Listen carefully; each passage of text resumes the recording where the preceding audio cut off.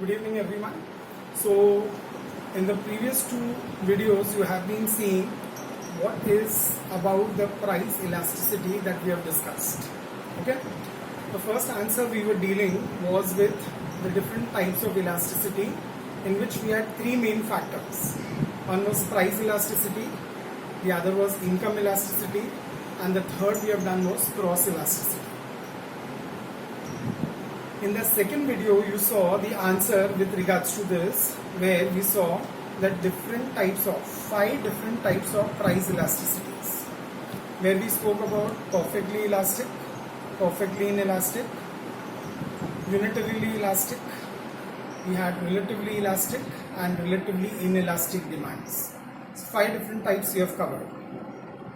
Today's lecture, we are going to focus on the third part of it, the third main answer of this chapter. Okay? This is about the methods of elasticity of demand. Shall we begin?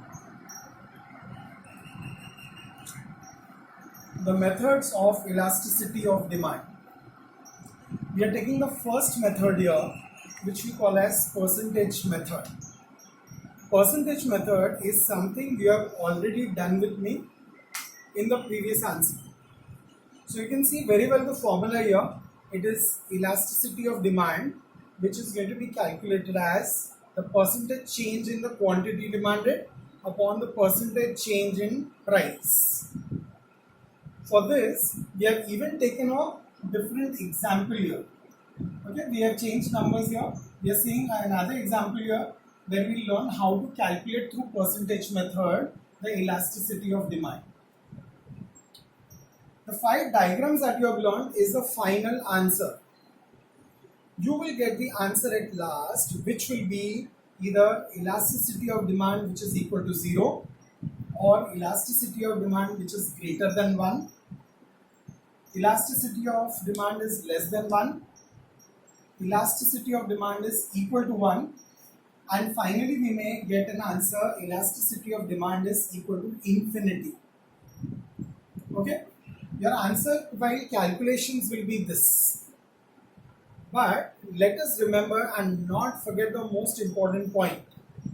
Technically speaking, we have got only three answers. Either we'll get is elasticity of demand is greater than 1, or we'll get the answer is less than 1, or the answer will be equal to 1. Okay, practically we never have a situation where ED is equal to 0 or ED is equal to infinity. Perfectly elastic demand and perfectly inelastic demand. We can't have these two situations. When we will calculate, the answer will have one of the following answers only. Either ED is greater than 1, or ED is less than 1, or ED is equal to 1. Relatively elastic, relatively inelastic, or we'll have unitarily elastic demand. Let's see now. We have an example where I'm taking Q and D, quantity and price, Q and P. Quantity demanded is 10 units first, and then it becomes 20, and price initially it is 15, then it changes to 10. The logic being the law of demand here. When the price has increased, the price has decreased, the quantity demanded has increased, expanded, precisely speaking.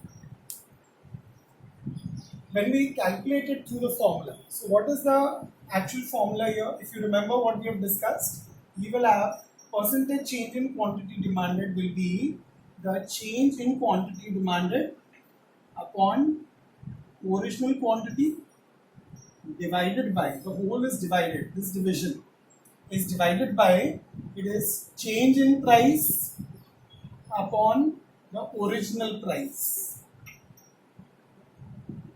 The next step will be where we will go further.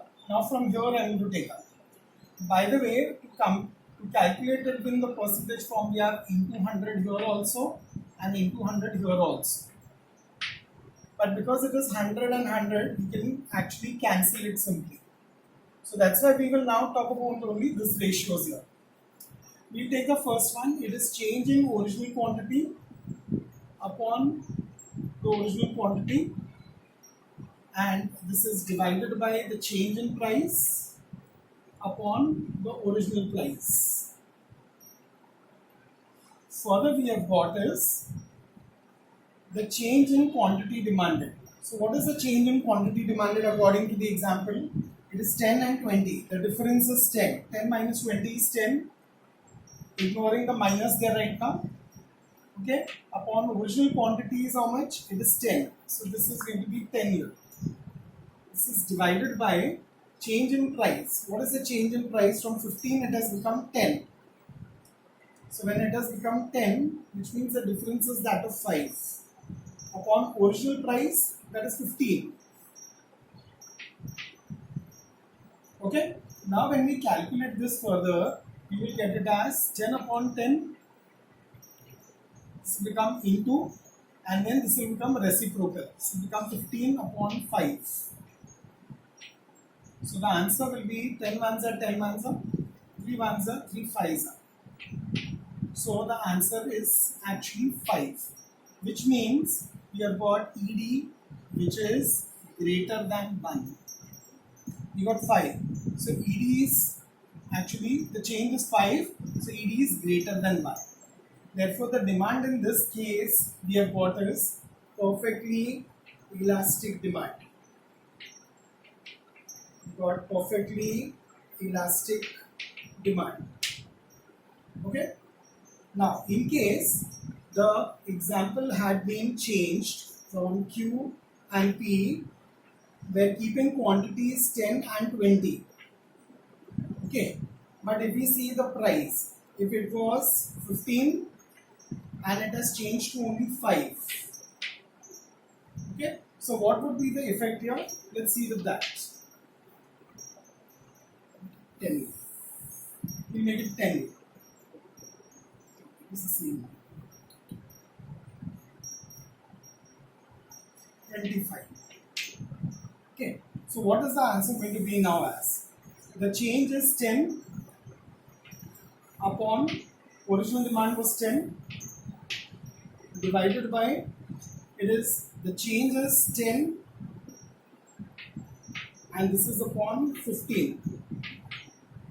Okay, so again we would have had 10 upon 10 into 15 upon 10. 10 ones are 10 ones are cancels. This would be in the case of the tables. We have converted, you will get it as, it's 15 upon 10 which would come as 1.5. Still we see that ED is greater than 1. So that shows again the answer is same, it is perfectly elastic demand. So numbers keep changing and this is the method you will follow. This method is percentage method. Thank you. So we are doing the second method now, and the second method we will call it with some different names. We call it as a geometric method, or we call it as a point elasticity method. Okay. Now you will not have to draw diagrams in this. Okay. This is only for your explanation sake. What is this whole method about? So you have to understand how this method is used. So very first point you have to remember here, note that this method can be used only after you get a demand curve of yours. So if you all remember, you get a demand curve with the help of a schedule. So whether it is an individual schedule or a market schedule, first you will draw the graph to it. This graph, we name it as demand curve. So I am showing you, suppose this is the demand curve for you. Then how to use this method in it. Or if your demand curve is like this, okay, then how do you use it in this case? And if your demand curve is like this, then how to use it? Okay, so 3 different curves I have kept it ready so that you get to see how the method goes on.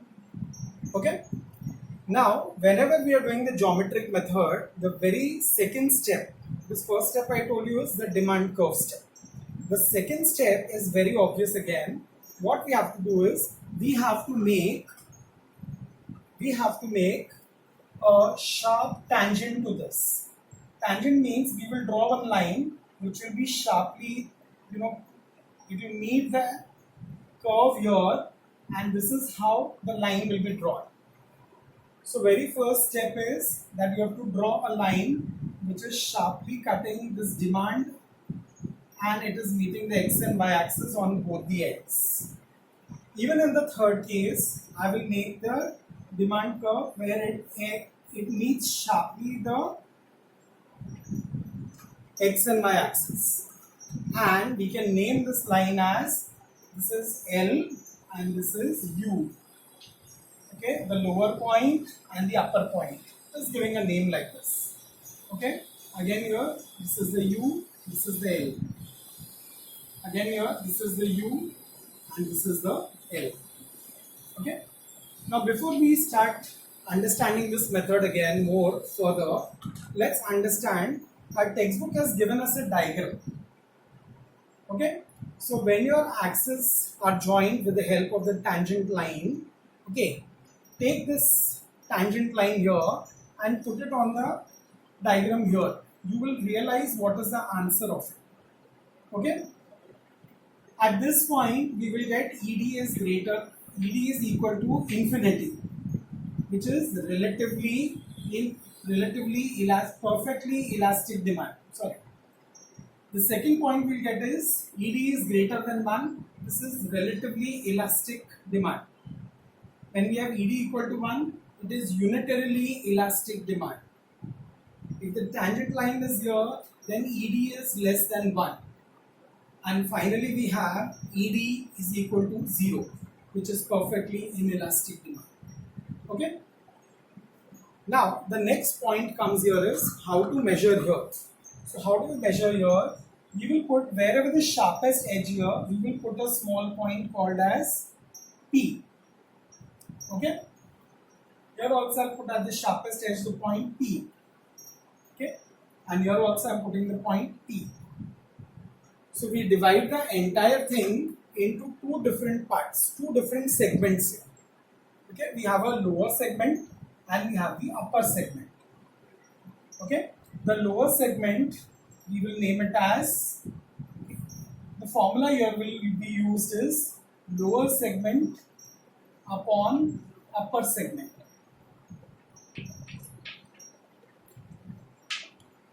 When we write this lower upon upper segment, now suppose you keep scale on this.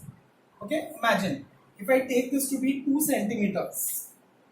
So I'm going to have this as 2, and this will be with a ratio of, say, suppose 5. So this will become 2 upon 5.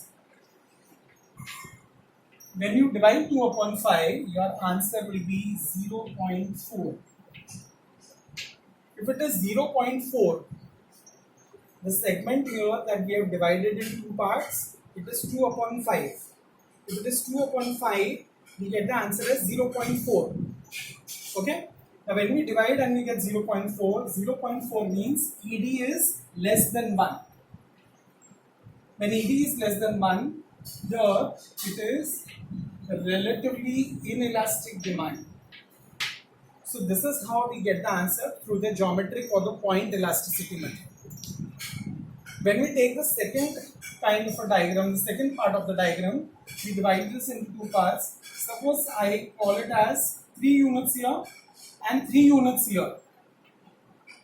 So obviously when I divide lower segment upon upper segment, I will get it as 3 upon 3, which will come as 1. So the answer I've got is ED is equals to 1.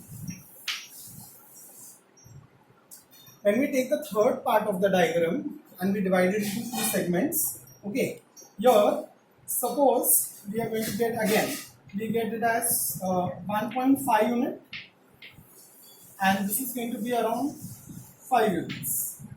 So we'll have again 1.5 divided by 5. So we can have 15 upon 10. So it will be 0.05.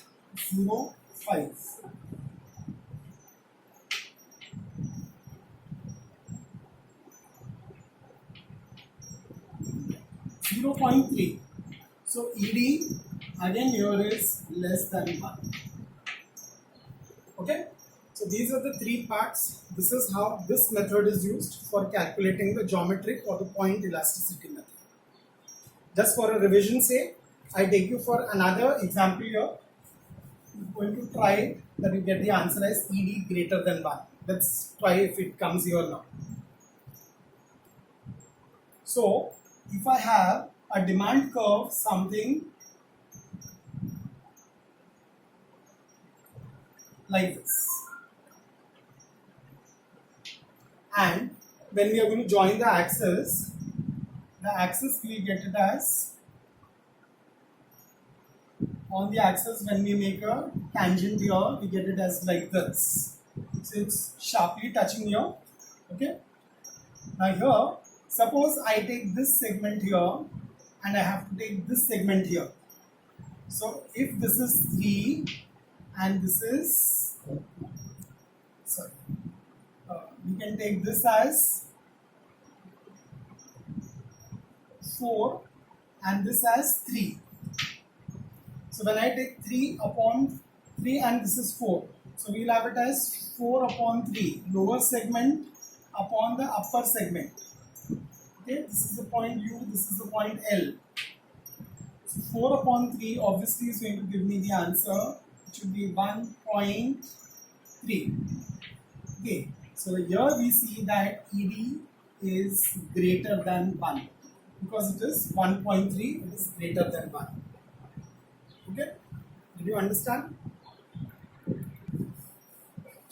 So we come to the final and the third method here for calculation for elasticity of demand, and this method's name now is, either we call it as total outlay method, it is also called as total income or revenue or expenditure method. It's a very simple way of calculation here. There is a tabular statement given here. You can see I am seeing that quantity as such is going on increasing, and I have kept very simple numbers for you all to understand. If the quantity was 1, later it became 2, then 3, then 4, then 5 and 6. On the other end we have got the price. Now you know that quantity demanded is going to be always inversely proportional to price. So we keep with the lowest quantity we keep the highest price. So I have taken all these numbers in the reverse form. So it's 6, 5, 4, 3, 2, 1. Okay, showing that the quantity is increasing and price is decreasing.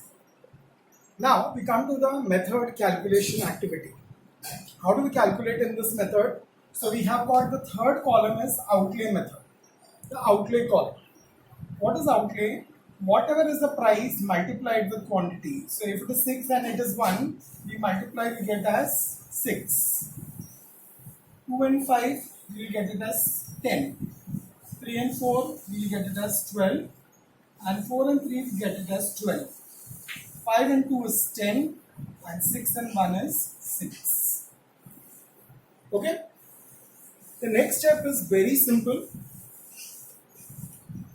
You can make a group of the first two things, okay, and you can compare it accordingly. The next two, the price 3 and 4 where we have got, you can keep it as one set here, and the third set is the 5 and 6. What kind of a change is coming in the second and the third column? This is what we will compare with the price. We will compare the price and what change it is bringing in the outlay. Okay, so we'll just compare the price part of it. I'm putting a dot here to see that we are comparing this part here. It is price compared with the outlay. Okay, in case of price, we see if it was 6 and then it became 5. So what is happening with price? Is it increasing or it is falling? You will find that from 6 it became 5. This is falling. Because this is falling here, on the other end we see the outlay. It was 6 and now it has become 10. So 6 becoming 10 means this has increased. So you see the arrow marks are opposites here. Whenever the price and outlay are opposites, in that case we can say ED is greater than 1. ED is greater than 1. On the other end, we see that when it is 5 and 2 is 10 and 6 and 1 is 6. From 2, this has become 1. What is happening here? The price is falling. When the price is falling, and with that the outlay also is from 10, it is going to 6. This is also falling.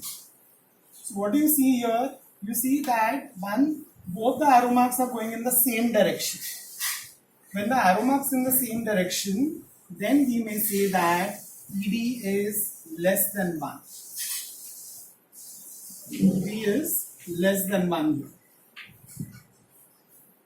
On the third edge you can see, or the third set you can see that from the price it becomes 4 and then becomes 3. So this is falling. And on the other end it is 12 and 12. Okay, so it is not changing. Then we can say that ED is equal to 1 because this is also 12, this is also 12, so it is not changing. So ED is equals to 1. Okay, in this case we saw the demand is perfectly elastic demand. When in this case we saw it was perfectly inelastic demand. And the in between set that we saw here, it was unitarily elastic demand. I hope this is clear to you all. Now you can see it in your text. You have to work with the arrow marks there, and then we have to discuss the answer about this. Okay. Thank you all.